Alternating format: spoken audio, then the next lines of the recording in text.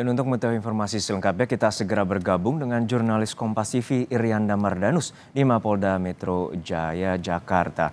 Irianda, apa saja tindak lanjut dari pihak kepolisian atas laporan dugaan pelecehan seksual bagi para finalis Miss Universe Indonesia?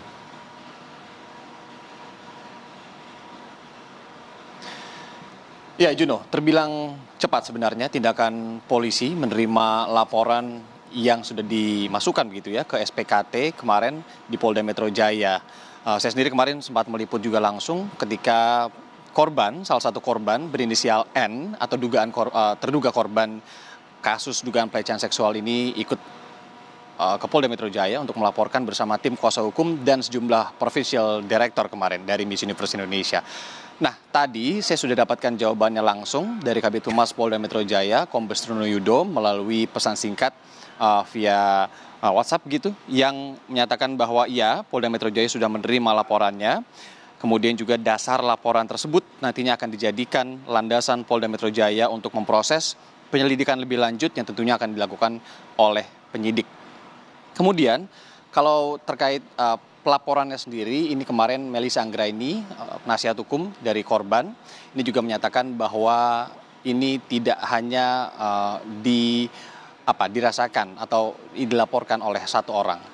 Ada juga korban atau terduga korban yang berinisial R yang juga tercantum namanya dalam laporan tersebut. Namun hingga saat ini informasi yang confirm yang kami dapatkan dari penasihat hukum baru 2 nama itu saja yang kemudian memasukkan laporan ke Polda Metro Jaya.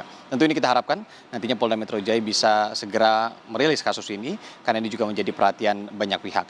Nah, terkait laporannya juga Melisa Anggraini kemarin penasihat hukum menyatakan bahwa pasal yang dikaitkan dengan pelaporan ini adalah terkait dengan pasal 4, 5 dan 6 dari Undang-Undang TPKS atau Tindak Pidana Kekerasan Seksual serta pasal 14 dan juga pasal 15 di undang-undang yang sama yaitu TPKS.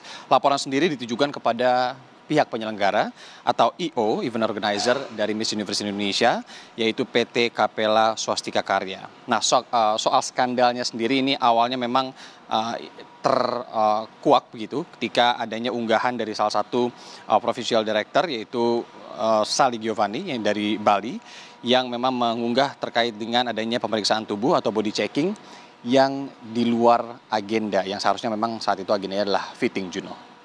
Iya, dan untuk sejauh ini apa saja langkah-langkah yang telah diambil oleh para finalis yang diduga menjadi korban pelecehan? Ya, selain melaporkan tindakan dugaan pelecehan seksual yang mereka alami ke polisi begitu ya dan sudah diterima dan sudah diproses laporannya. Ini kami juga dari informasi yang kami himpun beberapa waktu ini ada yang juga kemudian melakukan konferensi pers seperti yang tadi kita juga sudah lihat bersama di mana ini terduga korban berinisial PJ mengungkapkan beberapa kronologis ataupun cerita yang dialaminya.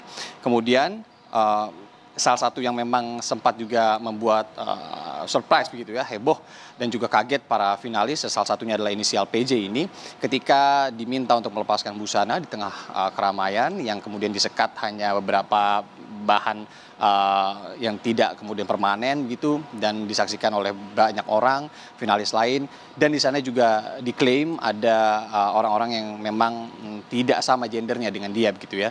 Itu yang kemudian juga membuat ia tertekan, kemudian juga ketika itu diminta untuk berpose dan kemudian difoto. Itu yang juga kemudian menjadi latar belakang dan terkait dengan foto tersebut atau foto-fotonya juga ini kalau memang ada bukti transmisi nantinya pengiriman foto-foto yang tidak setuju oleh para finalis ini bisa juga berkaitan dengan undang-undang lainnya tentunya yaitu Undang-Undang ITE. Nah, secara kronologi memang seperti yang saya sampaikan tadi, body check ini yang juga disampaikan oleh penasihat hukum tidak sama sekali tercantum dalam agenda saat itu yang kemudian agendanya sendiri adalah pengepasan busana atau fitting untuk kemudian malam final. Itu kemudian yang juga menjadi kaget atau para finalis ini bertanya-tanya. Hingga saat ini sendiri pernyataan resmi belum dikeluarkan oleh pihak Miss Universe Indonesia dalam hal ini National Director and owner Miss Universe Indonesia atau Poppy Capella sudah memang mengunggah di akun Instagram resminya terkait dengan beberapa hal terkait dengan kasus ini juga, tapi juga memang belum menyatakan secara resmi kepada media. Nah, buntut dari kasus ini tadi juga sudah sempat disampaikan memang, tapi ini juga menjadi langkah yang kemudian dilakukan oleh mereka-mereka yang mendukung para korban untuk kemudian bersuara lebih lantang dan lebih banyak. Ini adalah 3 petinggi atau beberapa petinggi dari Miss Universe Indonesia sendiri yang juga sudah mengumumkan untuk mundur dari posisinya. Ada CEO yang bernama Eldun Wang, kemudian direktur visual yang juga fotografer selebriti Rio Motret, kemudian juga dari beauty director Slam Wiono.